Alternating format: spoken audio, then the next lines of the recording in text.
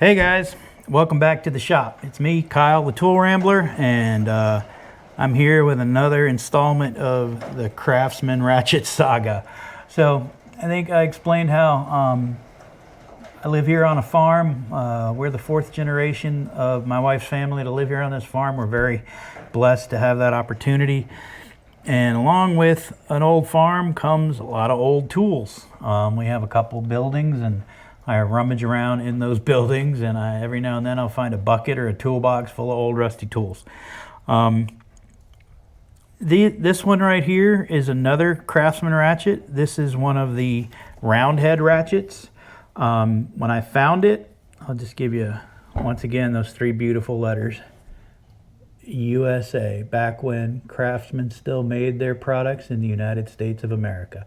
This one is a 43175. I don't know if I can get close up. Will it focus? But anyway, take my word for it. It's a 43175. There you go. Hopefully you can read that. Anyway, when I found this, it was locked up. Wouldn't turn left or right. Couldn't make it do anything. I did everything I could. I tried soaking it in penetrating oil. It was pretty rusted up, but I mean, the handle was pristine, as you can see now. I mean, there's no rust on it. It's got a nice satin finish. These ratchets were made, I think I looked up this date code. You can correct me if I'm wrong. Garage Journal has a whole series, and I think Gearwolf did a great series on Craftsman ratchets 9-10 years ago. But the VM, that tells me it was probably made in the late 90s, early 2000s, by Danaher. But anyway, so the only way I could get it apart was I did everything I could to save the parts, but nothing worked. I had to drill this screw out. And when I got it, the inside, I don't know if it had just soaked in water, but the little spring that held it in place was broken. The parts were just rusted. It was ugly. So I went on. I know I told you guys that I don't like to buy the parts because you can get the ratchet for cheaper than the parts. But in this particular case, I was able to find a parts kit for about 15 bucks. These ratchets sell for about 20-25 bucks. So I just went ahead and bit the bullet and ordered a parts kit. So let me take this apart and just show you how this is done. And once again, let's turn it the other way so that it's working with me. This is a T15, by the way. So just loosen that up. This one screw holds this entire ratchet together. So let me get my magnetic bowl that I like so much. Put that in there. This is a tri-wing ratchet or tri-prop. They have a couple different names. But when you take this out, be very careful. This spring right here, it just looks like a piece of wire, but it does have spring qualities to it, and it's really what makes the whole thing work. And then you've got the pawl and the anvil. So those are the pieces that make it work. And let me see here, clean this out a little bit because I have rebuilt this and oiled it. So, but if you look, the gears are nice and clean. I mean, I don't think this ratchet was used, or it wasn't used much. It just got stuck in a barn and forgotten about. So I'm gonna show you how my saga of getting this ratchet back together again. So what I did was I went on Amazon. I looked up repair kit for a 43175. Found it, 15 bucks. This is what came in. Cat number 44375 for 3/8 inch drive non-quick release ratchet, cat number 43175. So appears to be the right kit. I get it, open it up. First thing I notice, that's not a tri-wing ratchet. It's not a tri-prop, it's a double prop. Also, if you notice, it's got that one post but it's missing that little triangle. I don't know if you can see, there's a triangle right there. Focus. Anyway, and there's kind of a little ramp, like a ridge right here. Nothing here but a ridge, the little triangle piece, and a post. This part doesn't have any of that. Also, another thing I noticed,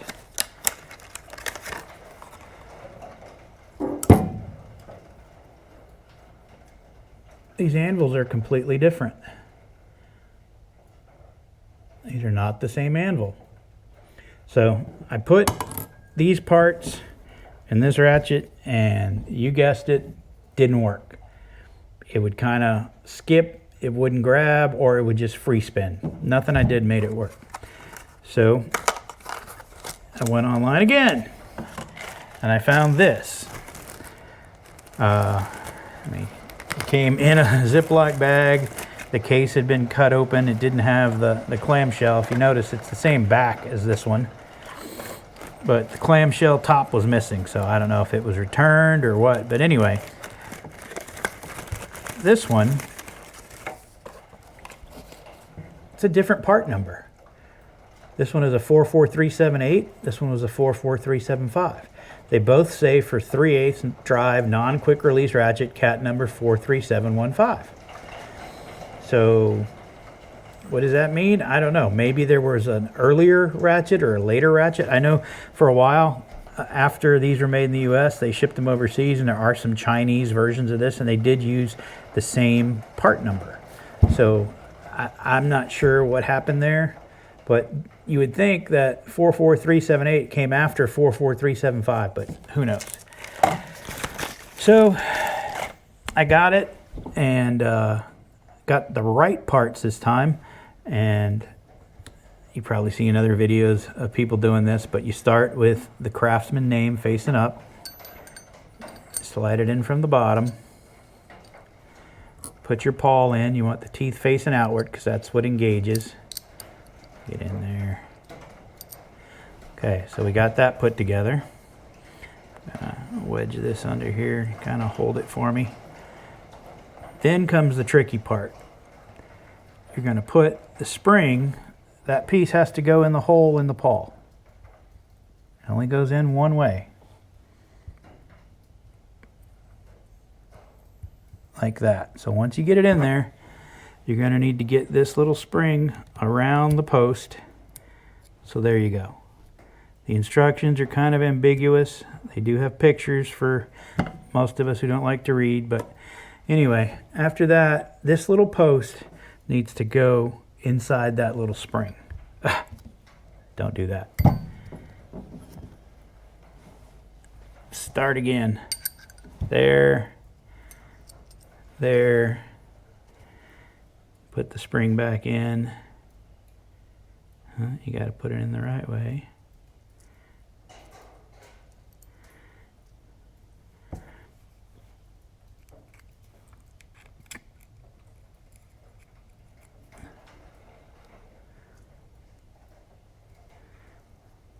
Get it around the post. Oh, come on, work with me here.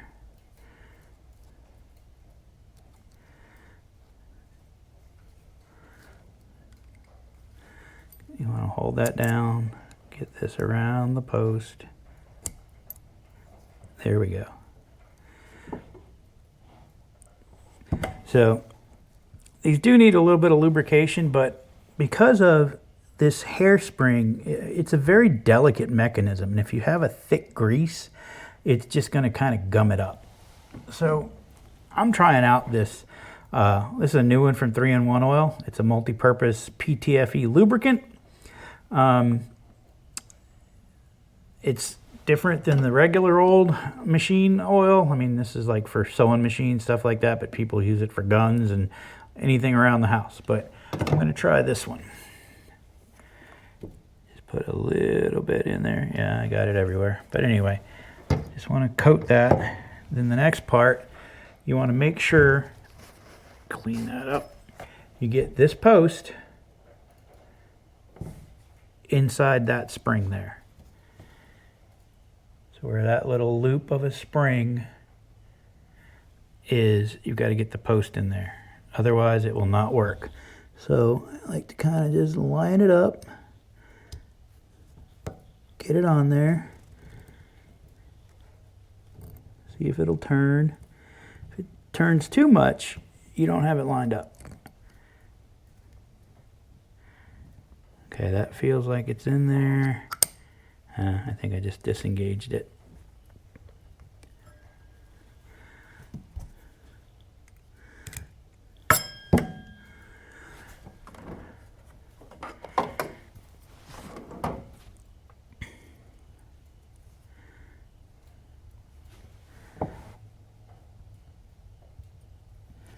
Get it in there.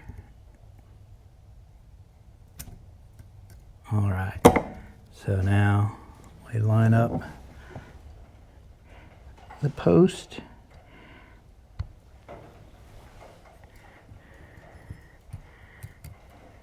Put our screw back in.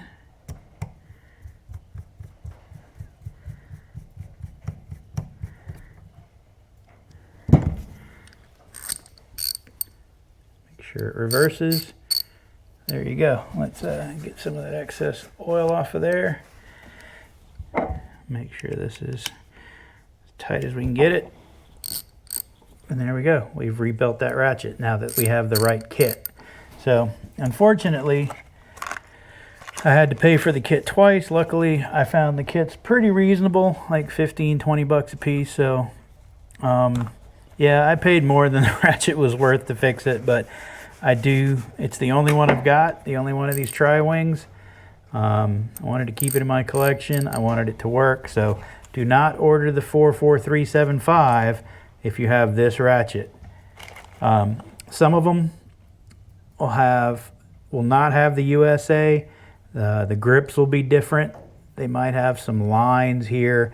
So if you've got this one in satin, not the bright chrome one, the 44375, the kit you want is the 44378. That's all I've got for now. Thanks guys for joining me. Don't forget to like and subscribe, share it with your friends, and ramble on.